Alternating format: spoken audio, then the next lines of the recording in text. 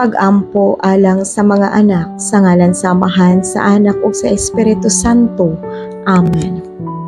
Manggiluluyon ug mahigugmaong Ginoo, nagpasalamat kami kanimo alang sa among mga anak.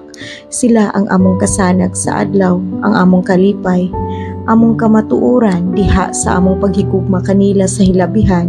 Kami naghangyo sa imong panalangin ug panalipod, ila kining gikinahanglan pag-ayo sanglit sila gilibutan sa mga laang ug kahimtang nga wala namo masagubang sa panahon sa among kabatan-on.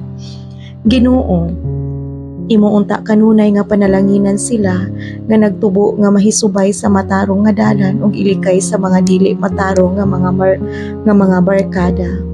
Hatagi kami sa kaalam o sa kakugi nga gikinahanglan sa pagbantay sa among mga anak.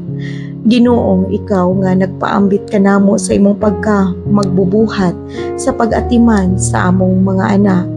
Pinaagi sa gisaluhan namong gugma, hatagi sila sa maayong panglawas.